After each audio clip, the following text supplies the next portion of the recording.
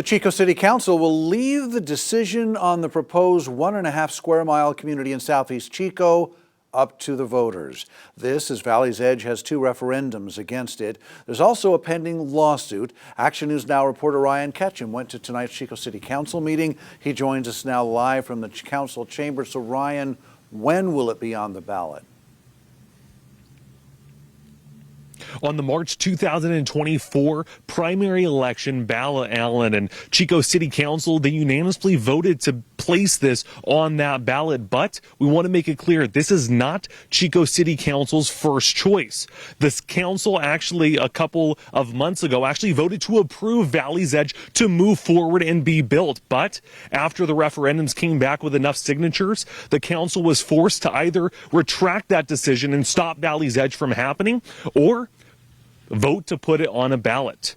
And Chico City Clerk Debbie Presson actually says that this ballot measure could cost the city up to $390,000. Valley's Edge would be built east of Bruce Road, north of the Skyway, and at the end of East 20th Street. It's actually a private plot of land that is all trees and grass right now.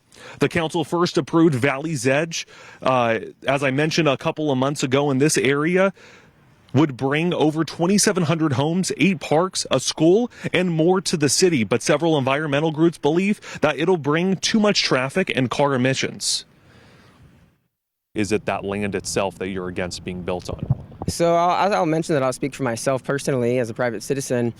I think it's irresponsible for Chico to sprawl out on that land at all. This is a land plan that creates hundreds and hundreds of acres for all types of housing, including workforce housing, subsidized housing, type of housing that Chico needs both today and well into the future. So you can't make something more affordable by making less of it. Valley's Edge fits the general plan and zoning requirements, but environmental groups want to see the city keep the green, the greenery that's there, and just build vertically in the city with having multiple story affordable homes. But the planning manager of Valley's Edge thinks that if they're not allowed to build, then the severe housing crisis will worsen. The housing authority says there's already 10 applicants per every 1-bedroom home in the city. And Mayor Andrew Coolidge actually spoke to me just a couple of minutes ago after the city council meeting, and he says that he does not expect the cost to get up to $390,000 for this primary election. Debbie Presson and Mayor Coolidge both say that if there's enough measures and more measures than just this one, then the cost will continue to go down. Reporting live from City Hall, I'm Ryan Ketchum. Action News Now, coverage you can count on. Thank you, Ryan. Now, if the voters do decide against Valley's Edge, the developers must wait 1 year before submitting a new proposal. Also at tonight's Chico City Council meeting, the council approved the permit for a pot dispensary in the 1400 block of Park Avenue named Cloud Chaser.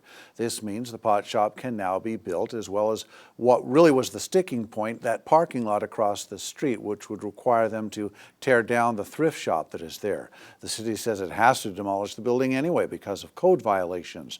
This pot shop was one of the 3 dispensaries the city originally approved, but the Planning Commission did not approve its permit last month amid controversy regarding the parking lot request.